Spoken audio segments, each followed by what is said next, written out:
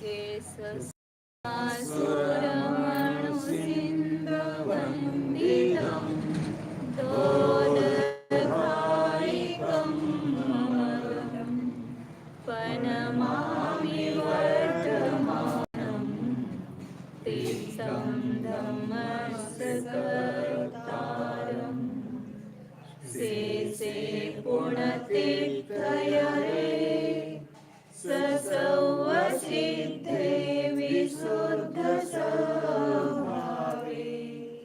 समनीर्णानदंसण चित्ततव वीर्यायारे ते सौवे समगं पतेगमेव पतेगं वन्दामि यवर्तन्ते अर्हन्ते मानुषे कृते किच्चार्हन्ताणं सिद्धाणं ग्रहणमो गणहराणम् अर्चावयवगाणं साहूणं देव देसिं विशुद्धदंसण नाणपहाणा समं समासेच भुवसंपयामि सम्मं जतो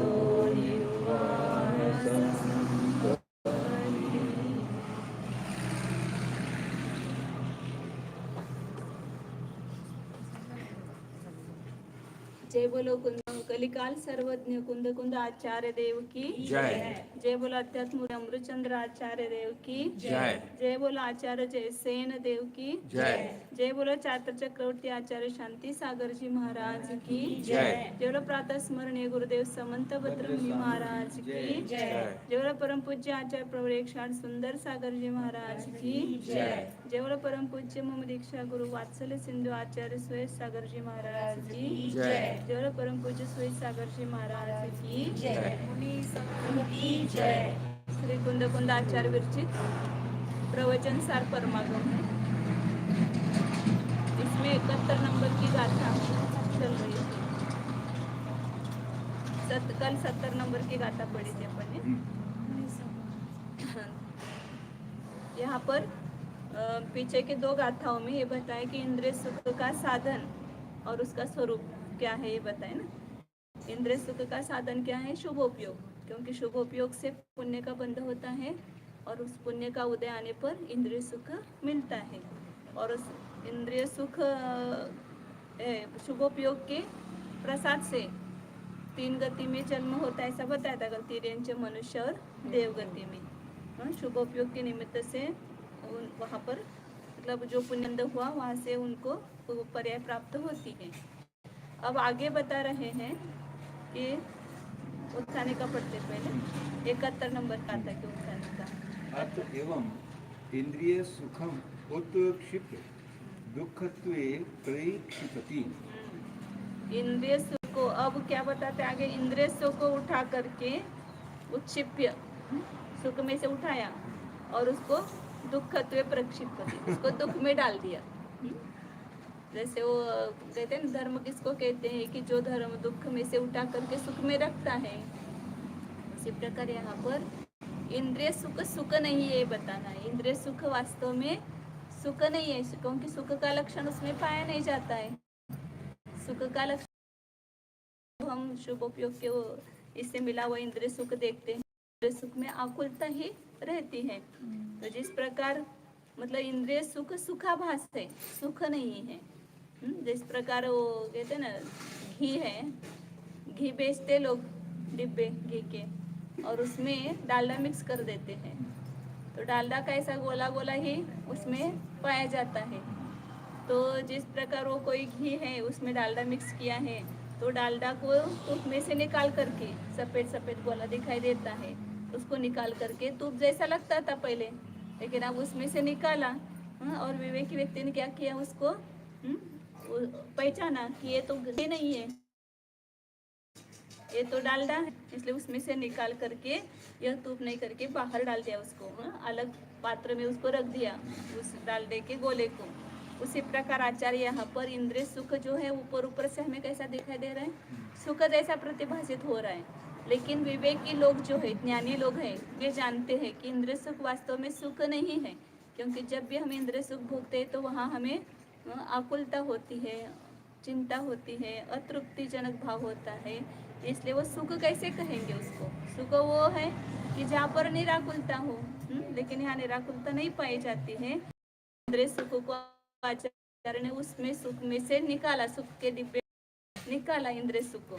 ऐसे आत्मा तो सुख का संपूर्ण हुआ सरोवर है, इंद्रिय अपने सुख से भरा हुआ है, उसमें से जो इंद्रिय सुख है उसको उठाया और आचार्य ने किसमें डाला, अलग पात्र में रख कर उसको कहा कि ये सुख नहीं है, ये दुख ही है ना? उसको अलग निकाल करके आचार्य बता रहे हैं। क्यों? क्योंकि वो आकुलता स्वरूप है, इसलिए सुख को उस पात्र में से अलग निकाल करके आचार्य ने दुख में उसको डाल दिया है। लेकिन हमें दुख भाषित होता है क्या, वह इंद्रिय सुख है वही सुख है, ऐसे हमारी मान्यता बैठी हुई है, वही यहाँ पर आचार्य हमको निकालना है। इसलिए इतनी गाथा, आगे भी बहुत सारी गाथा देंगे कि जिसमें इंद्रिय सुख का वर्णन किया गया है।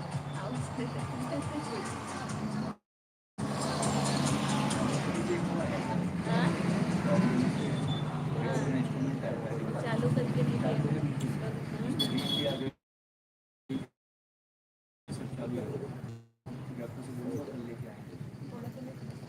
सौखम सहावसिद्धं स्नत्ति सुराणमपि सिद्धमुपदेशे। कहा तो इसका अर्थ तिर्यंच और मनुष्यों में तो सुख ही नहीं है। जहाँ देवों को हम अतिशय सुखशाली मानते हैं, सुख संपन्न मानते हैं, उनके ये हाल है, तो तिर्यंच और मनुष्य में तो कहाँ सुख होगा, क्योंकि उनसे सुख है, सबसे कम सुख तिर्यंच गति में है, उससे अधिक सुख मनुष्य गति में, और उससे भी अधिक सुख स्वर्ग में, मतलब इंद्रिय सुख की अपेक्षा से उनके देवों के अधिक सुख माना। सौख्यम नाके नाको कसामिव, स्वर्ग के सुख का वर्णन किया है वहाँ पर। ऋषि कज, मतलब वहाँ जो सुख है वो कौन सा है, इंद्रियों से उत्पन्न होने वाला, ऋषि मतलब इंद्रिय, इंद्रियों से उत्पन्न होने वाला सुख है। और कितना है, वो कैसा है सुख वहाँ पर, जैसे यहाँ पर मनुष्यों में जो आकुलताएं हैं उतनी आकुलताएं वहाँ पर नहीं है। आकुलता मतलब जितना हमें इंद्रिय सुख को प्राप्त करने के लिए सब व्यापार करना पड़ता है, जैसे अभी हमें खाना खाना है, भूख लगती है, वैसे भूख वहाँ पर नहीं है देवों के। और जैसे हमें प्यास लगती है वही प्यास नहीं है, रोग होता है हमें वैसा रोग नहीं है, वात पित्त कफ नहीं, सप्त धातु नहीं है, मलमूत्र नहीं है, तो इतने पीड़ाओं देह की कम है ना वहाँ पर, इसलिए वहाँ ज़्यादा सुख भाषित होता है। बाकी कुछ नहीं करना है, खाली देवियों के साथ देव क्रीड़ा करते हैं, कहीं जाते हैं समोषण आदि वगैरह में ना, या जहाँ पर भी ऐसे स्थान है भोग विलास के, वहाँ पर जा कर के क्रीड़ाई करते हैं। और देवों को भूख लगती है, लेकिन कब, जितने सागर की आयु है उतने 1000 वर्ष बीत जाने पर, 2 सागर की आयु तो 2000 साल बाद उनको केवल भूख लगती है, तो वहाँ कंठ में से ही अमृत झरता है। और जब श्वासोश्वास कितने उतने पक्ष बाद, जितने उनकी आयु उतने पक्ष, मतलब 15 जैसे 2 सागर की आयु तो 2 पक्ष के बाद उनको एक बार श्वासोश्वास लेते हैं। तो इसलिए हमारी अपेक्षा से देखते हैं, मनुष्य की अपेक्षा से तो देवों में ज़्यादा सुख कहा जाता है, इसलिए कहा ना, नाके नाको कसाम सौख्यम नाके नाको कसामीव। तो स्वर्ग के देवों का जो सुख है वह स्वर्ग के देवों जैसा ही है, मतलब पृथ्वी तल पर उसको उपमा नहीं है, या मनुष्य लोक में या तिरंच में वैसे उस सुख को उपमा देने के लिए कोई उपमा नहीं है, अनुपम है। इस अपेक्षा से वहाँ पर स्वर्ग में ज़्यादा सुख है ऐसा कहा जाता है। लेकिन यहाँ आचार्य बता रहे कि उन देवों को भी जिनको इतना सुख ऐसा कहा है, तो उनको भी जो सुख है वो कैसा है, सहाव सिद्धम सौकम नत्ति, स्वभाव से सिद्ध सुख नहीं है।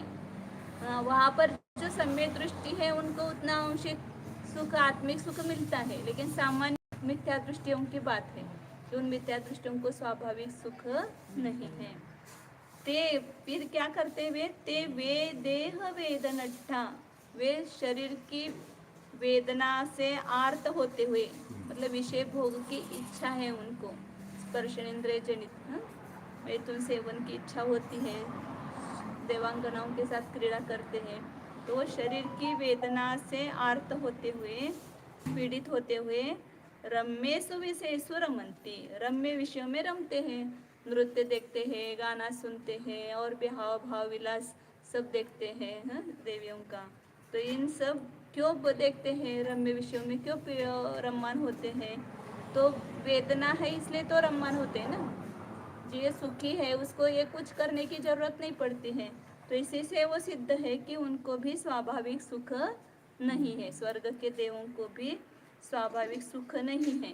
ये सिद्ध करके आचार्य इंद्रिय सुख को दुख में डालेंगे। जो सम्यक दृष्टि देव और देविया होते होंगे, सम्यक दृष्टि देविया, तो उनको तो इस तरह से भाव प्रत्यय दोनों है ना, वो इंद्रिय सुख भी भोगते हैं और उनको कभी शुद्धात्मा की भावना करते हैं, समूह आदि में उपदेश वगैरह सुनने के लिए जाते हैं, तत्व चर्चा करते हैं, तो उस समय उनको ये भेद विज्ञान वगैरह भी रहता है। पर वैसे उस तरह से भोग विलास की तीव्रता उनको भी रहती है पर्याय के कारण, देव पर्याय के। अभी आज ऐसे समय दृष्टि वैसे ना, हाँ, यहाँ पर भी समय दृष्टि, यहाँ पर चक्रवर्ती है, समय दृष्टि भी है, फिर भी सब करता है कि नहीं करते हैं, इसी प्रकार वो स्वर्ग में भी है।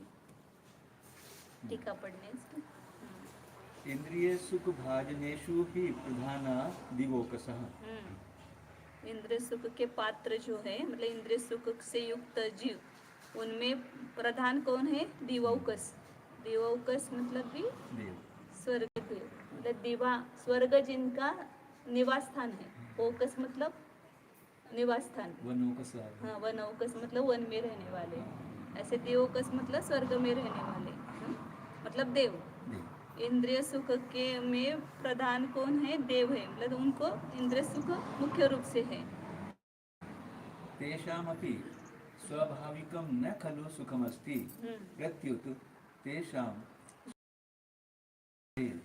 यतः ते पंचेन्द्रियात्मक शरीर पिशाच पीडिया परवशा भृगु प्रपात स्थानियात मनोज्ञ विषयान अभिपतन्ति। तेषाम अपि उनको भी स्वाभाविकम न खलु सुखम अस्ति, उन देवों को भी स्वाभाविक सुख नहीं है।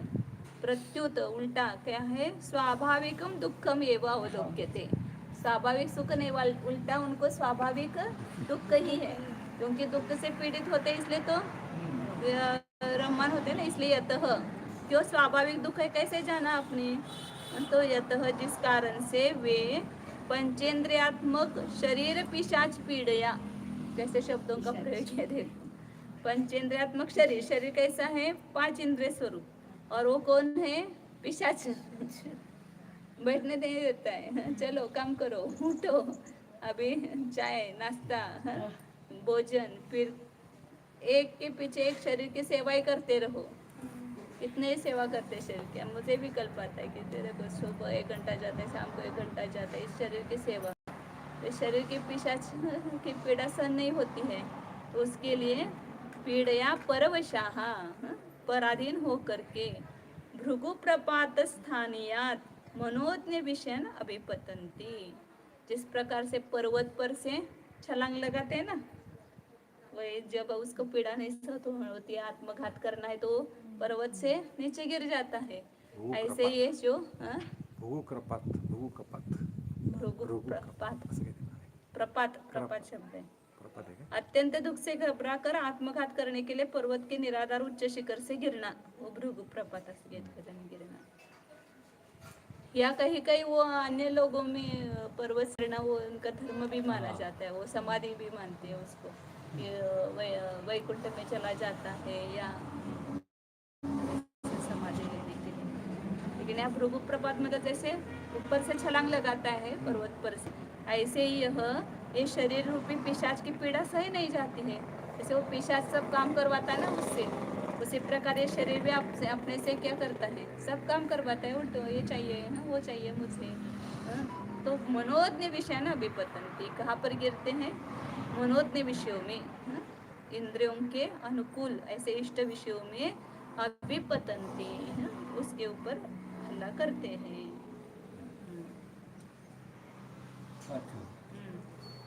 पूर्वोक्तम जैसे ना चले किसी का। पूर्वोक्तम इंद्रिय सुखम निश्चयेन दुःखम एव इति उपदिशति। अब पूर्व में बताया हुआ इंद्रिय सुख जो है निश्चय से दुख ही है, ऐसा उपदेश करते हैं। राग आदि उपाधि रहितम चिदानंद एक स्वभावेन उपादान कारणभूतेन सिद्धम उत्पन्नम स्वाभाविक सुखम तत्स्वभाव सिद्धम मन्यते। राग आदि उपाधि से रहित, राग द्वेष मोहादि से रहित जो चैतन्य व आनंद स्वरूप ऐसा जो एक स्वभावी आत्मा है,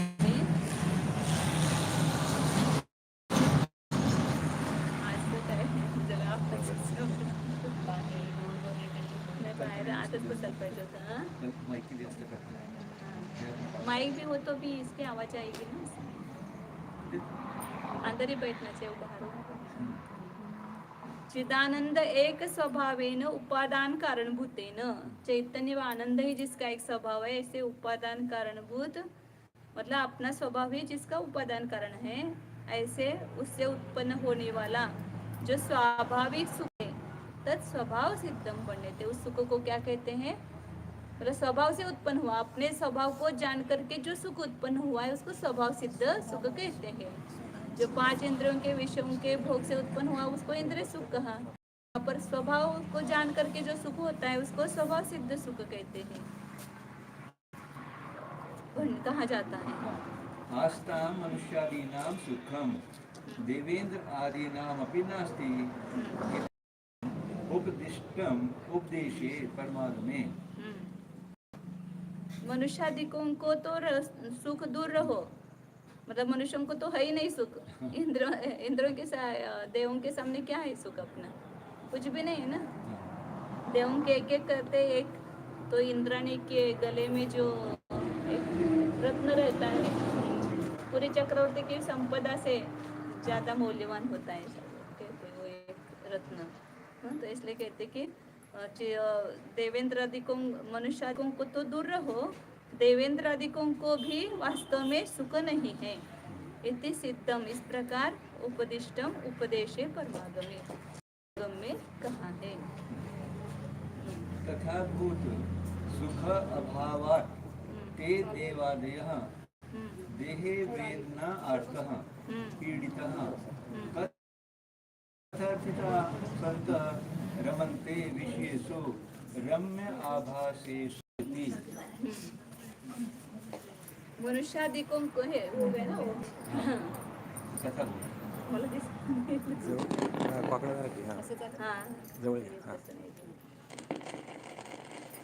परमागम में सिद्ध है।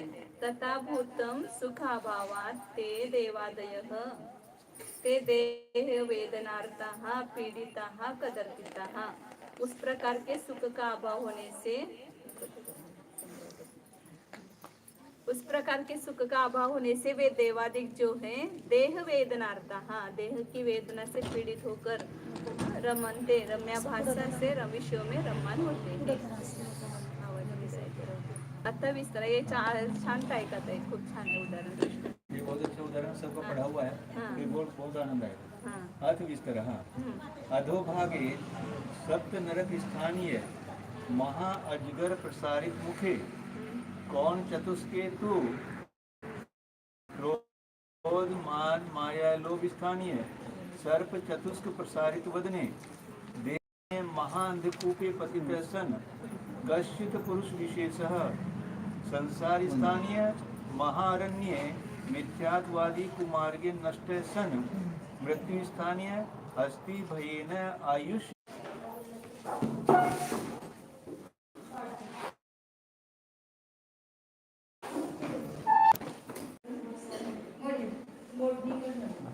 इधर पार्टी में सब तुम्ही पार्टी में जाओ, तुम्ही तर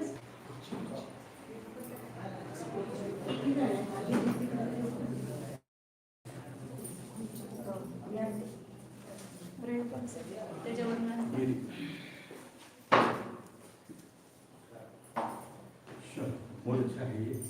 हाँ तो पहले अपन समझते दृष्टांत शब्द लगाएंगे वहाँ पर। तो जैसे पुराने मंदिरों में चित्र लगाए हुए रहते हैं ना, एक पुरुष मार्ग भटक रहा था जंगल में और फिर उस पुरुष के पीछे एक हाथी लग गया। वो जा रहा था तो पीछे मदोन्मत्त हाथी जो है उसके पीछे लग गया। फिर उस बस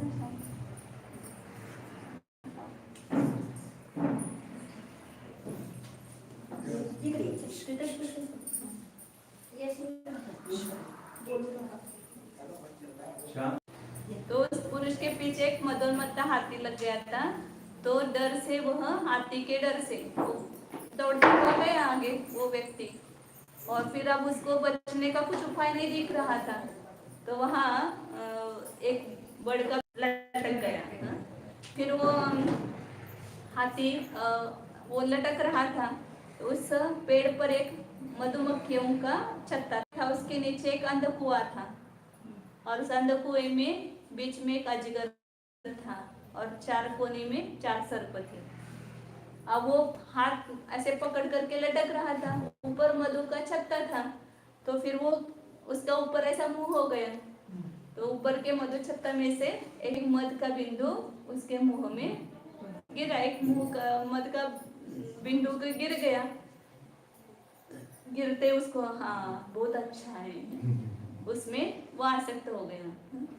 उधर वो जिस टहनी को पकड़ के बैठा था तो उसकी जो डाली थी जिसमें वो टहनियाँ थी, तो उस डाली को 2 चूहे काट रहे थे।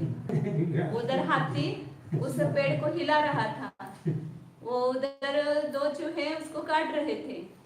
इधर नीचे गिरेगा तो नीचे अंदर कुआं, वहां पर सांप और अजगर है, इसको खा जाएंगे।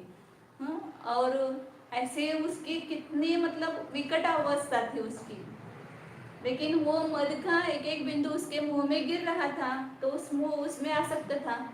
उधर से देव का विमान जा रहा था तो देव ने देखा कि ये तो बहुत आपत्ति में है आदमी, तो इसको अपन विमान में बैठा करके ले चलते हैं। तो वहाँ आया, उसको संबोधन करने लगा कि चलो तुम मेरे विमान में बैठ जाओ, मैं तुम्हें ले जाता हूँ। तो क्या कहता है वो कहता है कि रुको, अभी एक बूंद मेरे मुंह में गिरने दो, फिर मैं आता हूँ। फिर एक गिरता है वापिस, तो अभी रुको, अभी एक बूंद मेरे मुंह में गिरने दो। ऐसे करते करते कितनी बूंदे उसके मुंह में गिरी, लेकिन वह उसको छोड़ने के लिए तैयार नहीं है। तो उस आदमी की तो हमें दया आती है ना कि वो देखो बेचारा ऐसी परिस्थिति में है और वो ले जाने के लिए तैयार भी है देव, लेकिन फिर भी उसको छोड़ नहीं रहा है। कैसा पागल आदमी है, कैसा मूर्ख है कि इतना वो देव भी सहाय कर रहा है तो भी नहीं सुन रहा है। तो कहते कि हम भी संसारी जीव उस पागल जैसे ही है। क्या कर रहे हैं कि वहाँ हमारा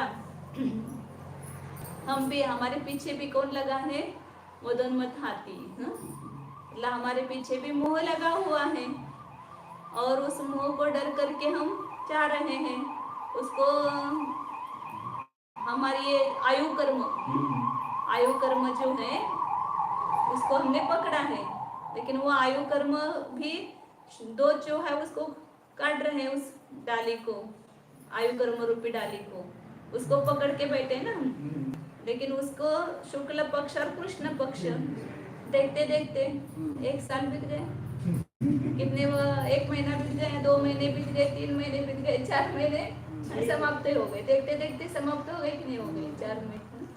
तो ऐसे कृष्ण पक्ष के पीछे शुक्ल पक्ष और शुक्ल पक्ष के पीछे कृष्ण पक्ष, इस प्रकार वो आयु रूपी डाली को दोनों पक्ष काट रहे हैं, दोनों चूहे जैसे वो डाली को काट रहे थे ऐसे।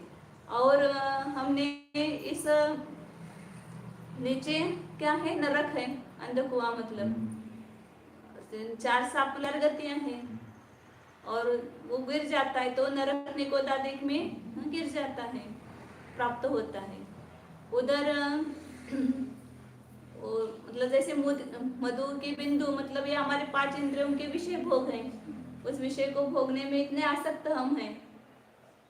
और वो मधुमक्खियों की वो भी काट रहे थे उसको। मधुमक्खियां जो है उसके आजू बाजू में हिलने के कारण, वो हाथी हिला रहा था ना, तो उसके कारण वो उड़ करके उसके आजू बाजू सब काट रही थी उसको। इसी प्रकार यहाँ पर ये स्त्री पुत्र मित्रादि, ये मधुबार की तो सब मधुमक्खियां हमारे क्या कर रहे हैं, चारों ओर से काट रहे हैं। हमारे ये सेवा करो, वो सेवा करो, हमको बना के दो, वो बना के दो। रात दिन उनकी सेवा करते करते कितने तंग हो गए, फिर भी छोड़ते क्या उनको। इधर अंदर आतंक भी आता कि कितनी सेवा करना, फिर भी नहीं होता है। तो कहते कि इतना सब होते हुए भी ये जीव, चलो आओ हमको हमारे साथ, आपको कष्ट हो रहा है ना, तो चलो क्या हमारे स्वयं धारण कर लो। तो क्या बोलते, नहीं अभी ये रुको, अभी हमारे बेटे की शादी होने वाली है, शादी होने के बाद हम आएंगे। फिर बोलते शादी हो गई, अब चलो, बहू आ गई, लेकिन नहीं अभी तो पोते का मुख देखना पड़ेगा। फिर पोते का मुख देखने के बाद बोले कि पोते को कौन खिलाएगा पिलाएगा, उसका पालन पोषण कौन करेगा, उसको लेकर के कौन घूमेगा, तो उसको संभालना पड़ता है हमें। बहू तो जाती है सर्विस करने के लिए, लेकिन हमको उसको संभालना पड़ता है। मतलब वो जैसे एक रुको रुको एक एक मधु बिंदु हम ग्रहण करते हैं, और इधर गुरु आकर के, दयालु गुरु आकर के अपने को संबोधन करते हैं कि आपको इतनी संसार में पीड़ा हो रही है, तो हमारे साथ चलो, तो आप सुखी हो जाएंगे। लेकिन हम तैयार है क्या? नहीं। उस भले ही वो डाल, वो चूहे काट करके गिर जाएगी, अंदर कुएं में गिरेगा, वो सब मधुमक्खियां काट रही है, वो सब पसंद करता है, लेकिन उसको छोड़ना नहीं चाहता। ऐसे हम संसार में कितने भी पीड़ा हो रही है तो वो सब सहन करने के लिए तैयार है, लेकिन ये सुख के मार्ग पर चलने के लिए तैयार नहीं है। वही यहाँ पर दृष्टांत में बताया है। लगाते एक इसका संस्कृत का अथ विस्तर पढ़ा था ना पूरा। अधो भागे, नीचे के भाग में, सप्त नरक स्थानीय महा अजगर प्रसारित मुखी। 7 नरक है ना, उस 7 नरक के स्थानीय यहाँ पर कौन है? महा अजगर। उसने मुंह फाड़ा हुआ है, ऐसा मुंह फाड़ करके बैठा है। कौन आएगा उसको मैं निगल दूंगा ऐसा। और उसके कौन चतुष्केतु, 4 कोनों में उसके क्या दिया है? क्रोध मान माया लोभ स्थानीय सर्प चतुष्क। ये 4 सांप लिए। कौन? क्रोध मान माया और लोभ, ये 4 कषाय 4 सांप के स्थानीय है। उन्होंने भी अपना मुंह फैलाया है। देह स्थानीय महाअंधकूपे पतित, और अंधकूप क्या है?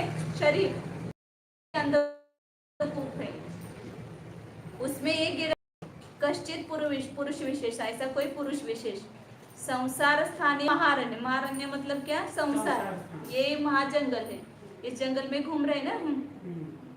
राग द्वेष द्वयी दीर्घ नेत्राकर्षण कर्मणा अज्ञानात् सुचिरम जीव संसार अब्धो भ्रमत्यसो। संसार रूपी समुद्र में भटक रहा है। क्यों हम भटक रहे हैं? अज्ञान के कारण। अज्ञान के कारण राग द्वेष करता है, और राग द्वेष के कारण ही संसार में परिभ्रमण करता है। तो इस संसार ही क्या हो गया? महाजंगल, अरण्य। मिथ्यात्वादी कुमार्ग नष्ट, वह जंगल में मार्ग भटक गया तो किस मार्ग में लग गया? मिथ्यात्वादी। इस कुमार्ग में वो भ्रष्ट हो गया, नष्ट हो गया, हरवला आपण म्हणतोय तो।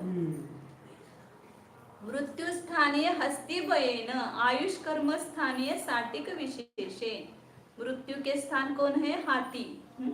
वो हाथी के भय से, मृत्यु के भय से क्या करते हैं हम? आयुष कर्म स्थानीय साटिक विशेष है। आयु कर्म के स्थानीय कौन है? वो जो लंबे टहनिया, उसको जो लटक रहा था उसको, वो है। और शुक्ल कृष्ण पक्ष स्थानीय शुक्ल कृष्ण मूषक द्वय छेद्यमान मूले। शुक्ल सफेद और काले, शुक्ल कृष्ण पक्ष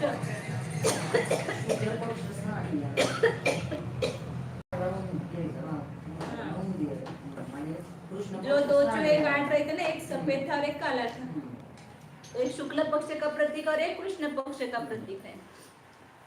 तो दो चूहों के द्वारा छेद, जिसका मूल छेदा जा रहा है, ऐसा।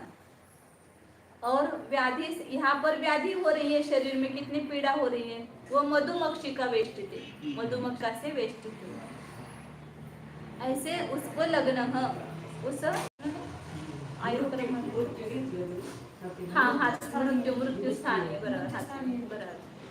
हाथी, हस्तिना हन्य माने सती, उस हाथी ने उसका घात करने पर विशेष सुख स्थानीय मधुबिंदु सुस्वादेन, या मधुबिंद के स्थानीय कौन है, पांच इंद्रियों के विशेष भोग, तो उसके स्थानीय जो मधुबिंदु है उसके स्वाद से जिस प्रकार सुख मानता है, उसी प्रकार ये जो सुख से विषय को भोग करके सुख मानता है, तथा संसार सुखम, उसी प्रकार ये संसार सुख है।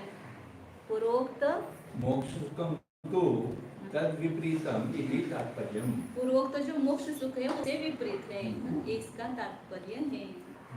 इस प्रकार ये गाथा पूरी हुई। अब आगे बताते हैं। अच्छा, आपको बोलना तो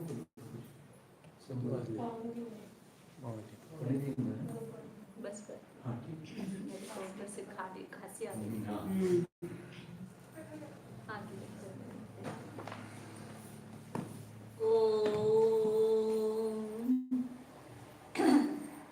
जानिए, आप थोड़ा बोलो 5 मिनट।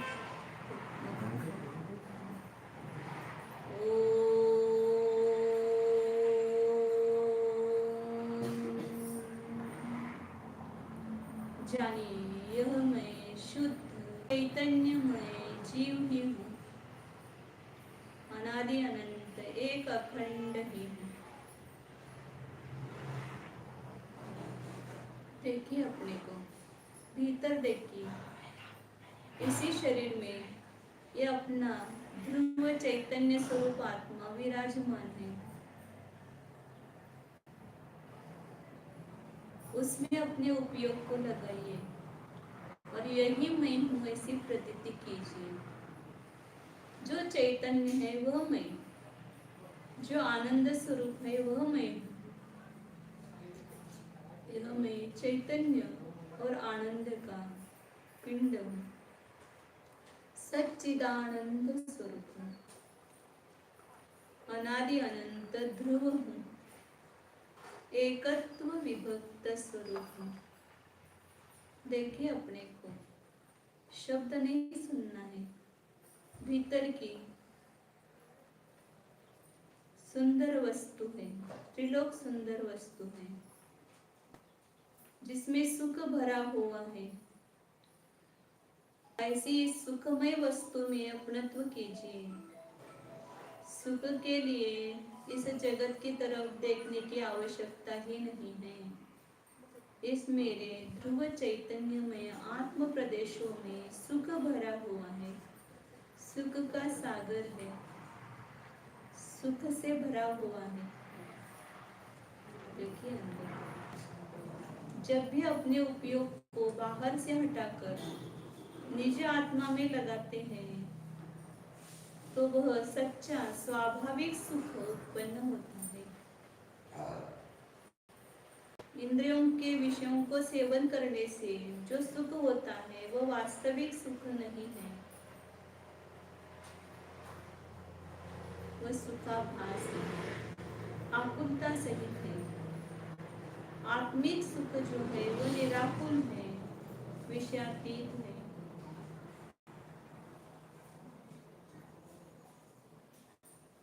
एक बार इस अपने आत्मा को जानकर सच्चा सुख प्राप्त करो। देखो तो है कि नहीं है।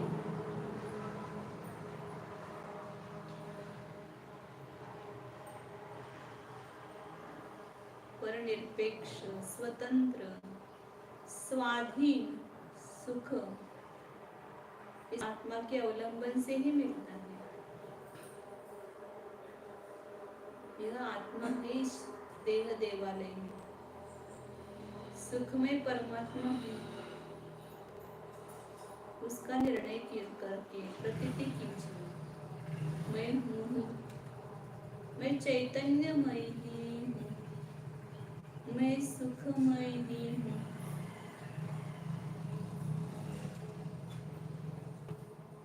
अनंत सुख निलय स्वरूपोऽहम्,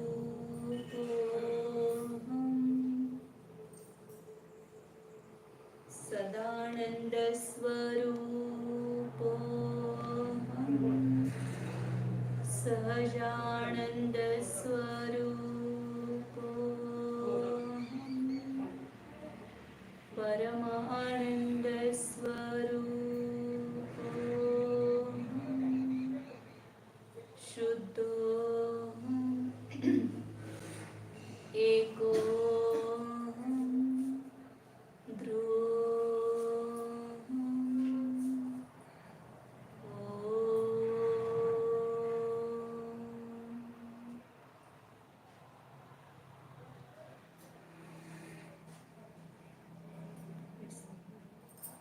नमो